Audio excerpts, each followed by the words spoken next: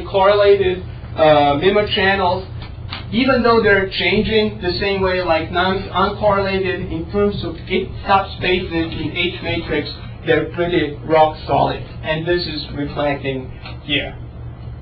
And just to conclude this part and jump immediately to the third part and stop torturing you, we're going to present MMSE channel state predictor, which is really exploiting both spatial and temporal correlations. And imagine that based on all your previous channel states that you possess in the base station, you're going to use a linear predictor. We're using a linear predictor. You're going to form Uber vector, which is you set up all these MISO channels, form a big vector, go through the linear predictor, and you try to minimize the difference versus the future CSI you plan to predict. It's MMSE. It's very easy to come up with these matrices, and this is what we do. We form Uber vector. Red ones are known as the base station. Form Uber vector 0, -1, -2. Perform estimates of the statistics, sample estimates of these matrices, and you try to predict this green one that's in the future path. So this is the whole idea that we're presenting here. Very simple, mainstream MMSE signal processing, but what's interesting is trying to predict a correlated process, which is actually MISO channels. And here is something that's, I would say, very promising. Again, I'm presenting uncorrelated and A-degree zero forcing, modified zero forcing. And the red curve and blue curves are the old ones, without prediction. Now, we're still delayed, for example, 2 milliseconds, but instead of a delayed version of a channel state, we're going to use MMSE predicted. And this is a very nice thing, that all of a sudden, even after 5 milliseconds of completely spatially uncorrelated, but still there is temporal correlation due to, for example, Jakes, we can maintain and have sufficient quality of our channel state information at the base station to perform a zero forcing solution. What's even interesting that the spatial correlation is not really helping a lot. Predictor can thrive enough on the temporal correlation, while spatial correlation is sort of, it's there but seems not to bring too much into the whole game. Please remind me what A-degree means. A-degree means that if you're standing on in a base station and you got RFI, okay, that you see your mobile coming from A-degree. And unlike uncorrelated, it would be wherever you turn, it's coming on some random pattern, which is quite unrealistic. So what we show here, this is just a case example that something, and recently I learned from some other people that even some other predictors, like what's the name, polynomial predictors, that avoid MMSE type of filtering and matrices, can really provide significant gains as well. Which is giving us a promising thing, because initially we showed the great gains for zero forcing, modified zero forcing, but all of a sudden we lost them.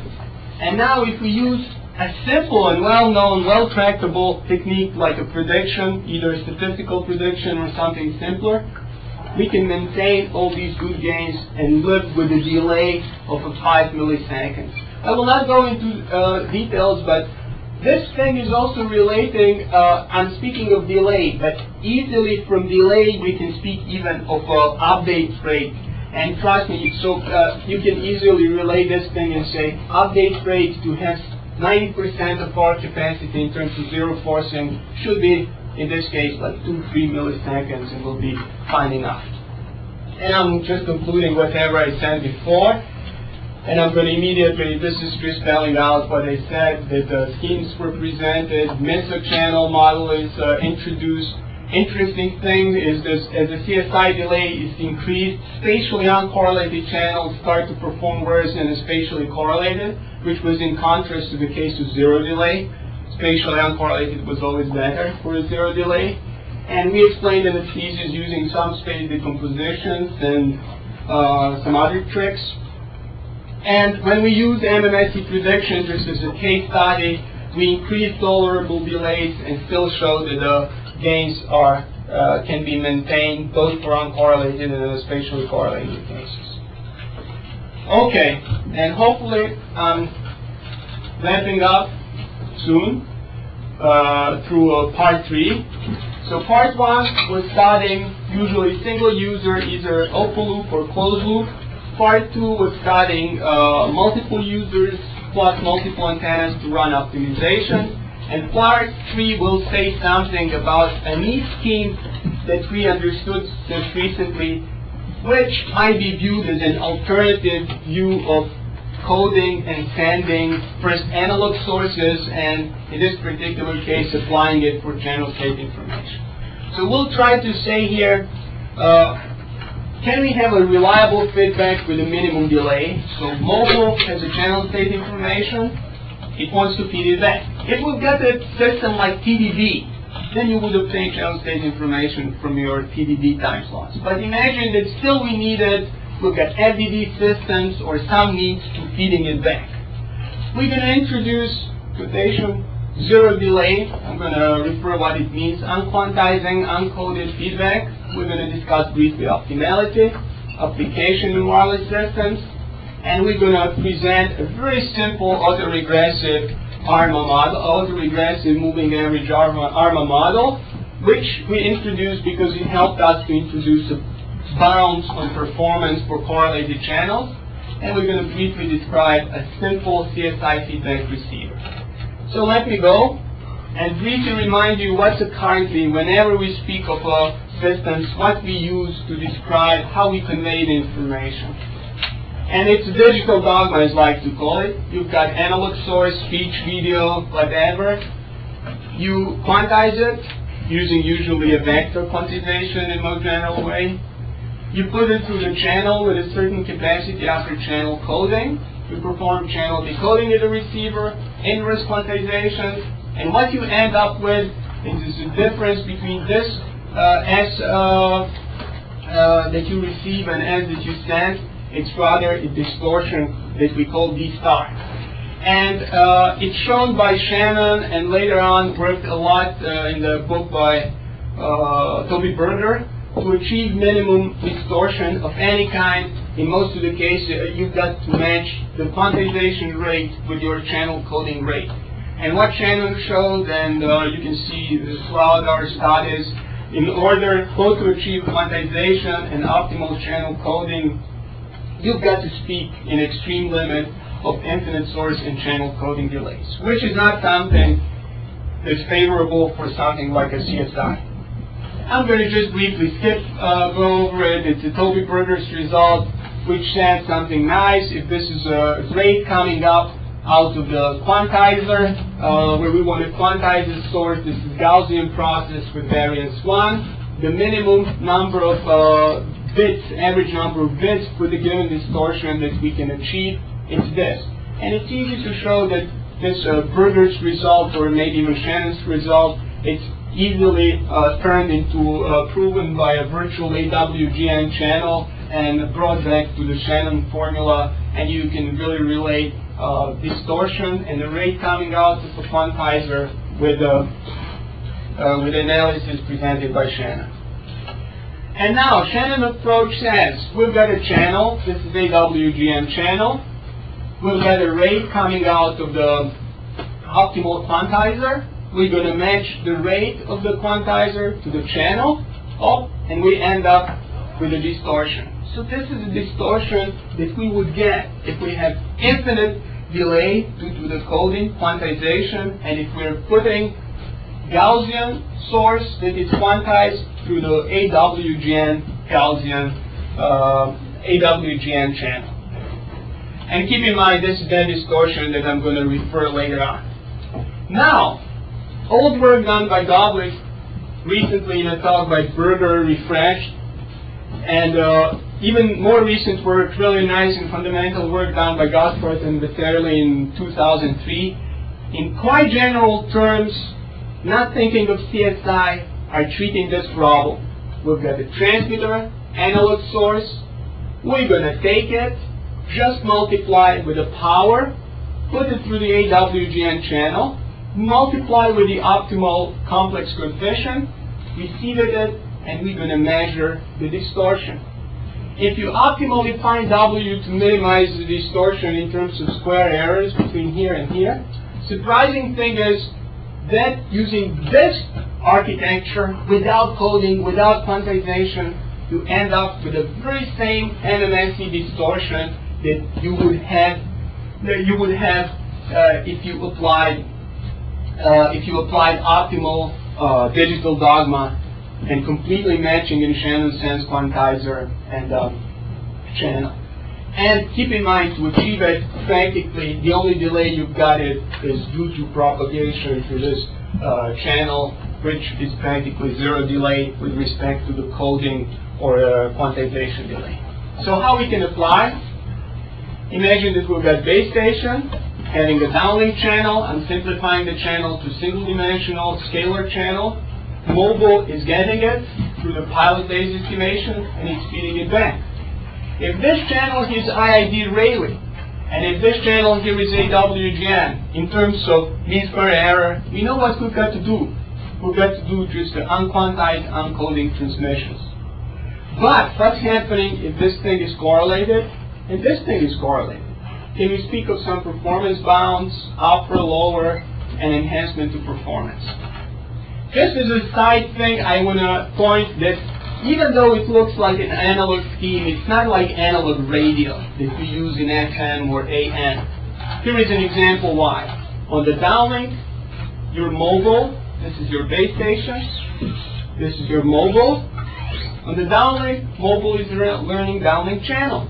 It's having a channel estimate. And then it can, this is just an example, take 1 Walsh code on the CDMA uplink mobile, multiply within an estimate with appropriate power, and add to the remaining part of the digital mobile uplink transmitter, which is Walsh code with the digital data, with the uplink, and achieving still a coherent uplink transmission, allowing uplink receiver to learn the phase of the uplink and the amplitude of the uplink channel, and ultimately estimate what the unquantized uncoded thing was saying.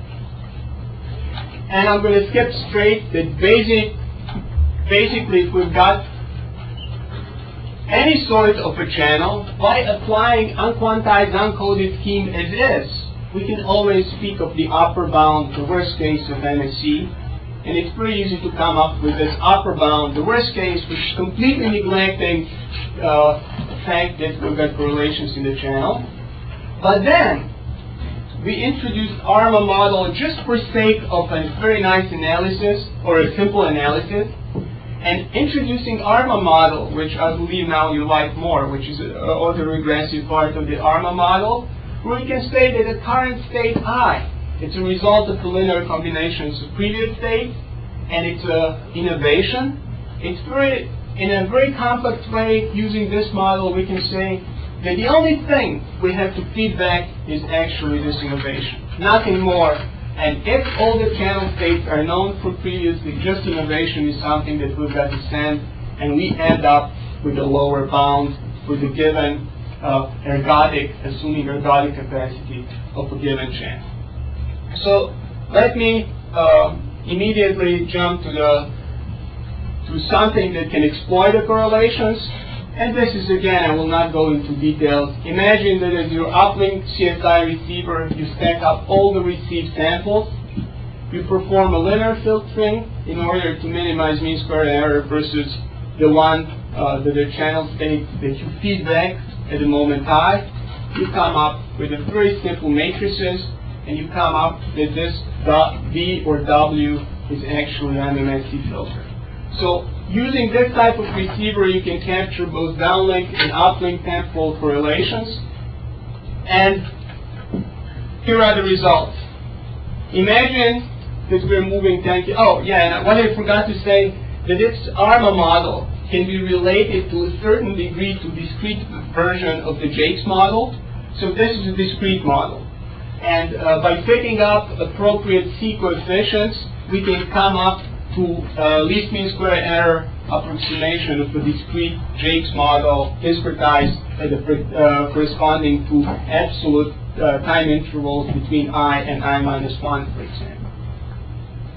So let us move at 10 kilometers per hour. Let us have a channel update time starting from 2 milliseconds to 27 milliseconds, for example, and let us observe mean square error. Flat for upper bound does not depend on the update rate.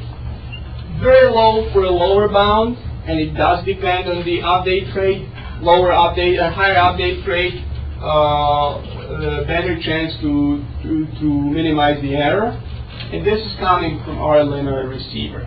It's far from the lower bound, but still it's showing potential for exploiting the capacity. I'm going to skip this thing and immediately go to this slide, which means let's now apply it, and this is the last slide that I've got here, and which says, okay, let's try to apply unquantized, uncoded feedback scheme for something that we presented for zero forcing spatial pre-filter. And we're going to assume that base station is obtaining channel state information on the downlink from each of the mobiles. Each of the mobile is sending channel state information using unquantized, uncoded CSI. And again, we're going to assume that the transmitter is dumb enough. Instead of a true channel state on the downlink, it's going to use the one that's applied on the obtained from the unquantized, uncoded feedback. Green line would be idealized, perfect match. Yeah, this is velocity, rather speed per kilometers per hour. It's 2 gigahertz carriers. This is idealized. This is lower bound. We can always achieve that. This is the rates that we're achieving using the linear MMSE filtering. And this is the upper bound, which is performing amazingly well. And this thing here we put just to relate to the results from a section 2, when we've got 2 millisecond delay in the CSI. And what's interesting thing that even for high speeds, unquantized, uncoded, this thing we can always build. It's performing much better than just purely delayed version. While this upper bound is really performing well, even for very high speeds, for 3 transmit, 3 receive, 3 transmit antennas and 3 receiving mobiles.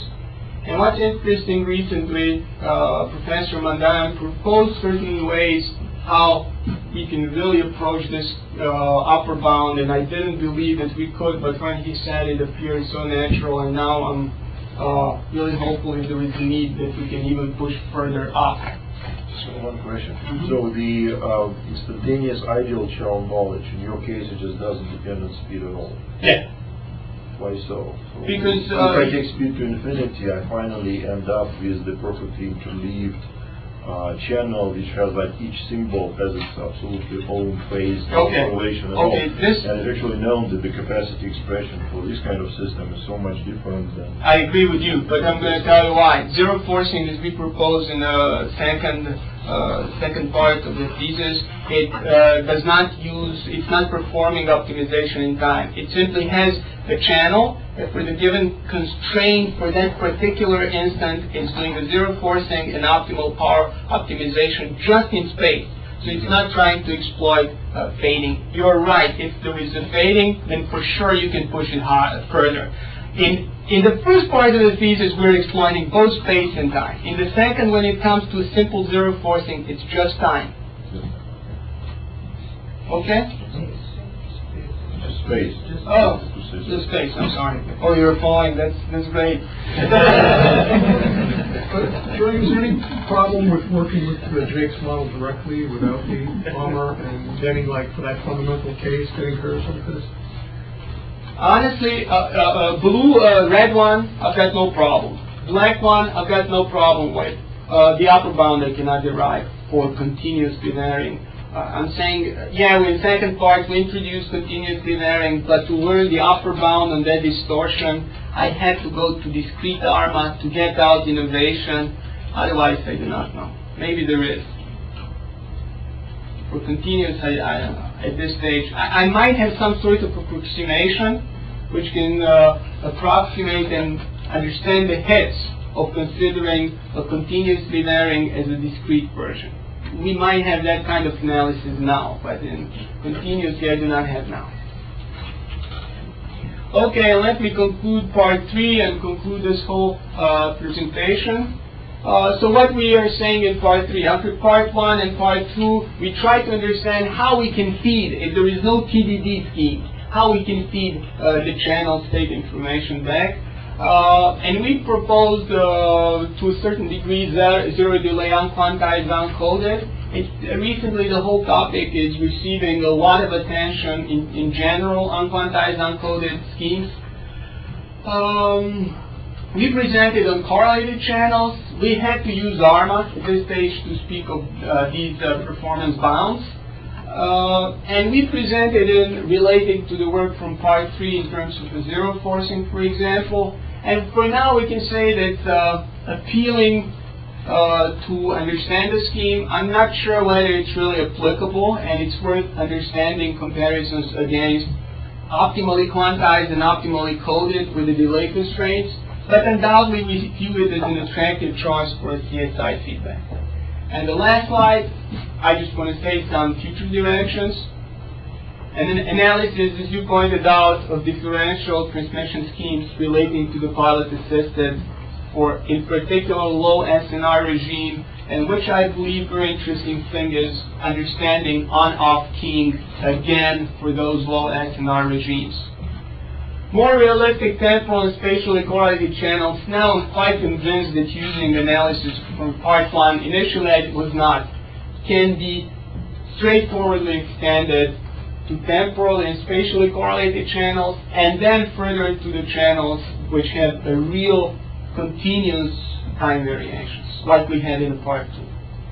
A lot of work's being currently done, not by me, but I know people that do TDD uplink, downlink, multiplexing work in terms of part 2 and how obtain channel state information, predictions, statistical predictions, or just polynomial.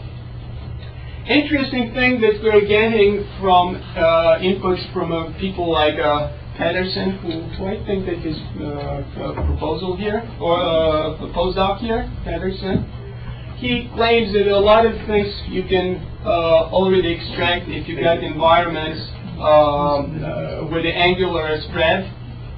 If you've got environments with a narrow angular spread, your need for CSI is much lower. Of course, what I would like to understand is a channel state prediction scheme with a real propagation measurements.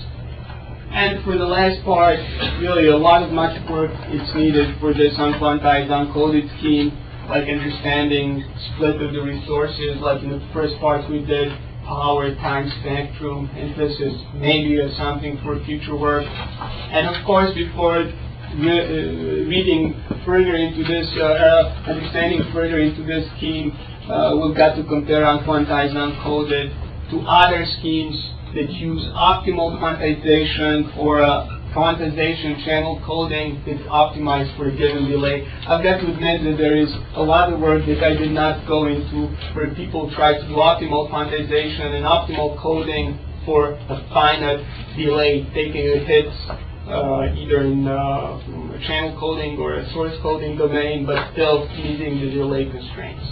So this is how I would conclude my talk, and please.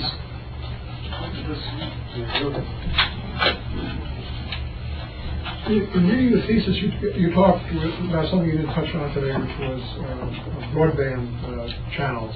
And you talked about treating the different bands through decorrelation, separation, and treating them as independently.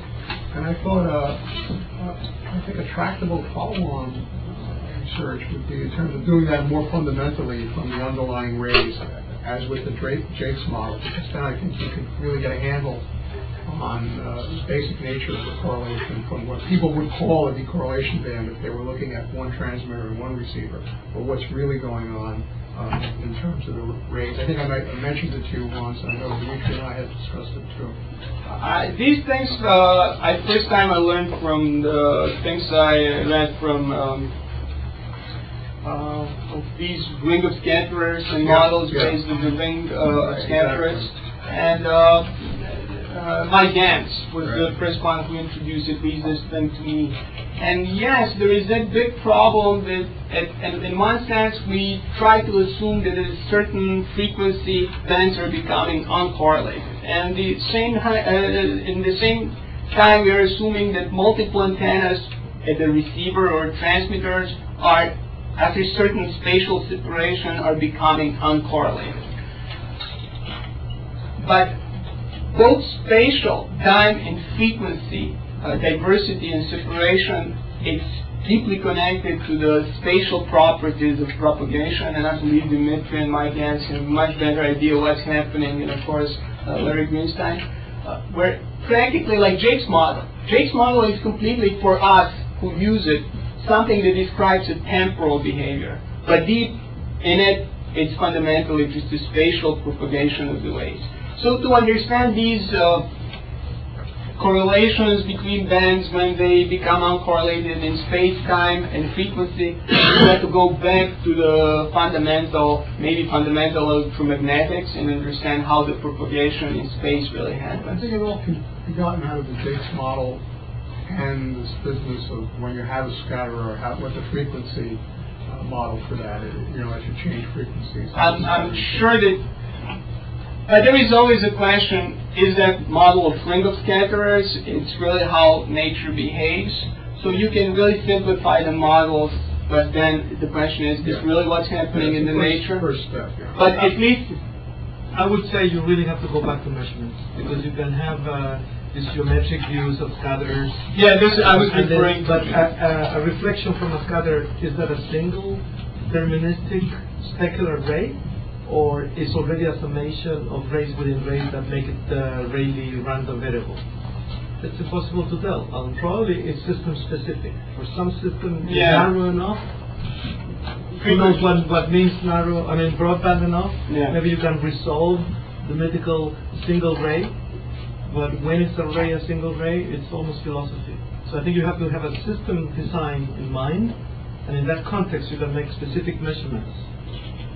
But I agree, but I tend to agree with Jerry, which means that it's false to assume a priori that you can get diversity from whatever you think, time, space, or frequency. These diversities are connected. Now, is it tractable? Is it something that you can calculate? To a certain degree, through a model, simple models, you can. You can create a model and you will draw consequences that are applicable to that model. Yeah, those. Whether nature chooses to follow that model or not is a different story. I agree with you, Ronaldo. I'm thinking, if there's one model in wireless that's at the center of it, is the Jake's model, and it does carry over to wider bands. And it'd be interesting, and if it's tractable, which I think it is, it'd be interesting to explore that. And then most certainly, it has to be related to measurements. Yeah, this would be the whole loop.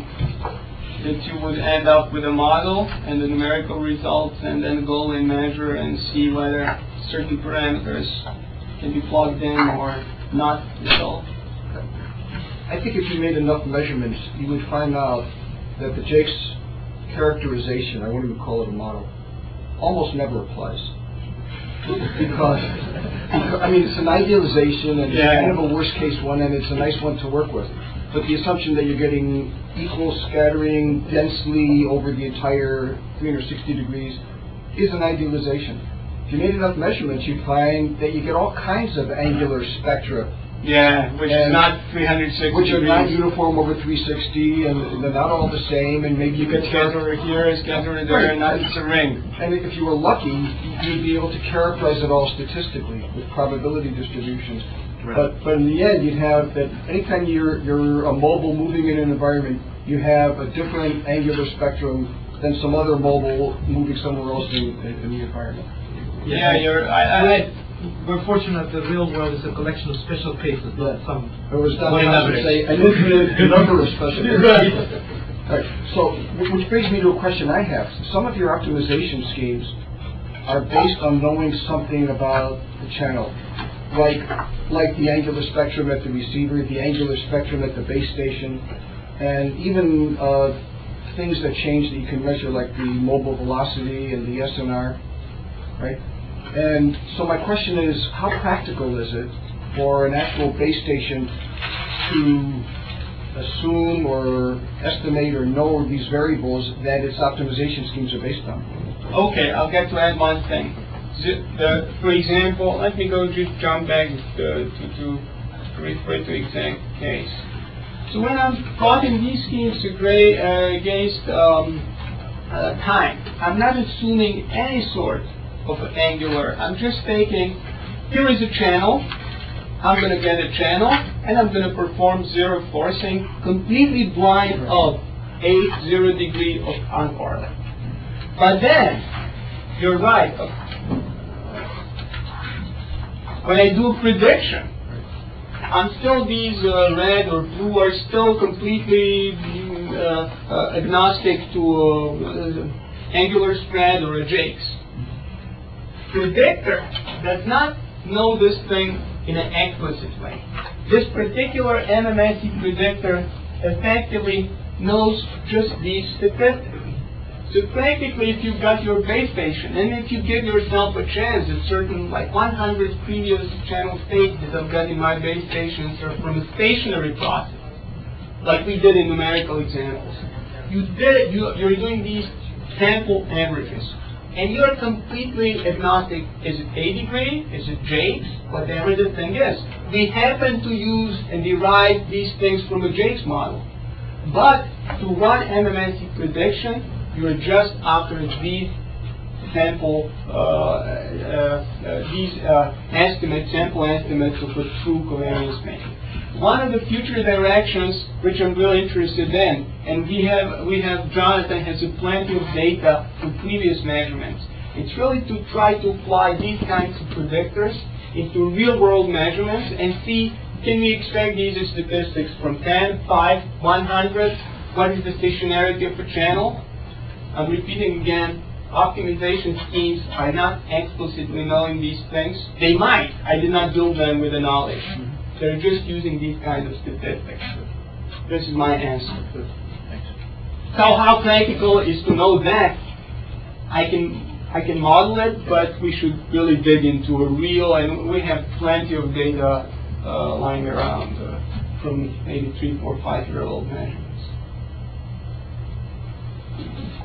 Oh, 2 weeks. And 3 weeks later. All right, any other questions? Okay, so let's thank